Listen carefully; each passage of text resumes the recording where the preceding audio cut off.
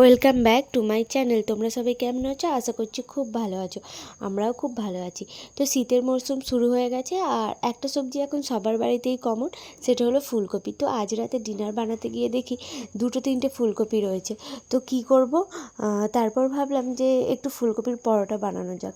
তো প্রথমে আমি ফুলকপিটা ভালোভাবে কেটে নিয়েছি, আর কেটে ভালোভাবে দেখে নিয়েছি ভিতরে পোকা আছে কিনা। এরপর আমি 3-4 বার ভালোভাবে পরিষ্কার জলে ভালোভাবে ধুয়ে নিয়েছি, কারণ অন্য সময় তরকারি বানানোর সময় আমি কি করি, ফুলকপিটা ভাপিয়ে একটু জলটা ফেলে দিই, কিন্তু পরোটা করতে গেলে তো আর সেটা করা যাবে না, এটা তো কাঁচা অবস্থায় করতে হবে, তাই ভালোভাবে ধুয়ে নিয়েছি। এবারে একটা ক্রেপ মেশিন নিয়ে নিয়েছি। তো এবার আমি ফুলকপিটা কি করব, ভালোভাবে কুড়ে নেবো। ফুলকপির ডাঁটিগুলো আমি নিচ্ছি না, আমি শুধু ওপরের ফুলটাই নিচ্ছি। আর এই যে বড় দিকটা দিয়েই করব, ছোটোটাতে বেশি মিহি হয়ে যাবে, ভালো লাগবে না, তো বড় দিকটা দিয়ে কুড়ে নিয়েছি। আর দেখো এরকম ঝুড়ো ঝুড়োভাবে ফুলকপিটা আমি ক্রেপ করে নিয়েছি। তো এবার চলো এটা আমি সাইডে রেখে দিয়ে পরোটা বানানোর জন্য আটাটা মেখে নিই। তো এখানে আমি ময়দা আর আটা দু রকমই নিয়েছি। তোমরা চাইলে যে কোনো একটাতে বানাতে পারো, ময়দারও পারো আবার আটারও পারো। তো আমার আটার শুধু ভালো লাগে না, সেই কারণে ময়দা আর আটা দু রকম নিয়েছি। আর পরোটা করতে গেলে যেরকম ময়ান দিতে হয়, নুন চিনি সামান্য তেল, আর আমি কিন্তু এটা গরম জলে মাখছি, আর অল্প অল্প জল দিয়ে ভালোভাবে একটা সফট ডো বানিয়ে নিতে হবে। তো চলো আমি এটা মেখে নিই।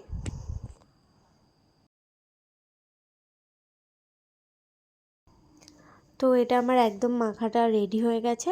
তো এরকমই একটা সফট ডো তোমরা ভালোভাবে মেখে বানিয়ে নেবে। তো এটা এবার আমি সাইড করব। এবার ফুলকপির যে পুরটা সেটা আমি রেডি করব।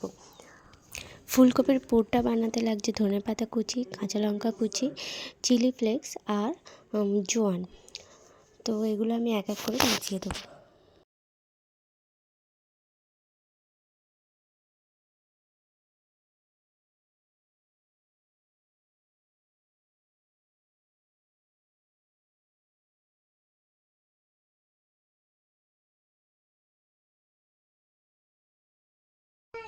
তো ঝালটা তোমরা তোমাদের পছন্দ মতো দেবে, কম বেশি যেরকম তোমরা পছন্দ করো সেই পরিমাণ ঝালটা দেবে। তো এখানে আমি 3টে কাঁচা লঙ্কা দিয়েছি, আর চিলি ফ্লেক্স আছে যেহেতু। আর এবার আমি দিয়ে দেবো জিরে গুঁড়ো। তো আমি এখানে 2 চামচ জিরে গুঁড়ো দিয়েছি।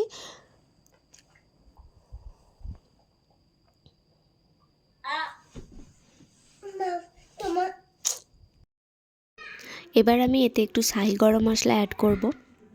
আর তোমরা চেষ্টা করবে পরোটার জন্য আটাটা আগে মেখে রাখতে, কারণ পুরটা রেডি হয়ে গেলে তোমাকে নুন মেশাতে হবে। তো তুমি যদি প্রথমে পুরটা রেডি করো তাহলে কিন্তু নুনটা আগে মেশাবে না, কারণ নুন মিশিয়ে দিলেই পুরটা থেকে জল কাটতে শুরু করবে।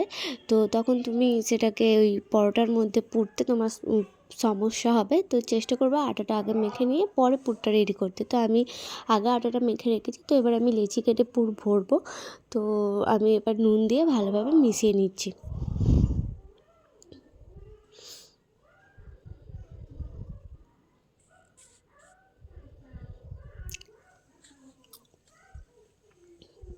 তো পুরটা আমার একদম রেডি হয়ে গেছে। এবার আমি লেচি কেটে নেব। সাধারণত রুটি পরোটা বানাতে যেরকম সাইজের লেচি কাটা হয় তার থেকে একটু বড় সাইজের লেচি কাটতে হবে, কারণ যেহেতু অনেকটা পুর ভিতরে যাবে। তো ছোট লেচি হলে সেটা বেরিয়ে যেতে পারে, সেই কারণে। আর এমনি সাধারণত ফুলকপির পরোটা, আলুর পরোটা একটু মোটাই হয় লেচিটা, তো সেরকমই চেষ্টা করবে। আর দেখো একটা আমার হয়ে গেছে, আর একটা তোমাদেরকে করে দেখিয়ে দিচ্ছি। আর আটাটা নিয়ে ভালোভাবে গোল করে একটা বাটির মতন করে নিতে হবে। তারপর চামচে করে পুর ভরে চামচের পিছন দিয়ে একটু চেপে দেবে, দিয়ে ভালোভাবে মুড়ে দিতে হবে যাতে কিনা কোনো দিক দিয়ে বেরিয়ে না যায়। তারপর ভালোভাবে গোল করে পাকিয়ে নিতে হবে। আর আমার সব কটা লেচির মধ্যে পুর ভরা হয়ে গেছে। আর যেহেতু এটা সব কটা একসাথে করিয়ে নিয়েছি, তো আমি একটু ময়দা হালকা হাতে নিয়ে মাখিয়ে রেখেছি, কারণ যাতে না জড়িয়ে যায়। তো এবার বেলে নেবো। বেলার সময় খেয়াল রাখতে হবে খুবই হালকা হাতে বেলতে হবে, যাতে না পুর বেরিয়ে যায়, তো ভাজতে গেলে তখন অসুবিধা হবে। আর দেখো আমি প্রথমে হাতে করে চাপ দিয়ে পুরটা চারপাশে ছড়িয়ে দিয়েছি, তারপর হালকা হাতে বেলে নিয়েছি। তো এদিকে আমার তাওয়া গরম হয়ে গেছে, আমি পরোটাটা দিয়ে দিয়েছি। পরোটাটা ভাজার সময় খেয়াল রাখতে হবে একদম লো ফ্লেমে যেন হয়, কারণ বেশি আঁচে যদি ভাজা হয় তাহলে পরোটাটা হয়ে যাবে কিন্তু ভিতরের পুরটা রয়ে যাবে কাঁচা, কারণ ভিতরের পুরটা আমরা কাঁচাই ইউজ করেছি। তো একদম লো ফ্লেমে করতে হবে যাতে কিনা পরোটার সাথে সাথে পুরটাও সুন্দরভাবে মানে সুন্দরভাবে তৈরি করার সময় অবশ্যই একটু হাতে সময় নিয়ে করবে, কারণ দুদিকটা ভালোভাবে উল্টে পাল্টে লাল করে না ভাজলে ভিতরের পুরো কাঁচা থেকে যাবে। তো অবশ্যই একটু হাতে সময় নিয়ে আর লো ফ্লেমে ভালোভাবে পরোটাটা ভাজার চেষ্টা করবে। আর দেখো আমার পরোটাটা হয়ে গেছে, আমি একটু ছিঁড়ে দেখিয়ে দিচ্ছি, দেখো একদম পারফেক্টলি ভিতরের পুরো হয়েছে। তো এইভাবেই আমি সমস্ত পরোটাগুলো করে নিয়েছি। আর ফুলকপির পরোটার সাথে সাধারণত কোনো রকম তরকারি লাগে না, আমি একটু ওপরে বাটার দিয়ে সার্ভ করছি। আর তোমরা চাইলে যে কোনো রকম আচারের সাথে এটি সার্ভ করতে পারো। আর ভিডিওটি যদি ভালো লেগে থাকে তো লাইক শেয়ার সাবস্ক্রাইব করতে ভুলবে না।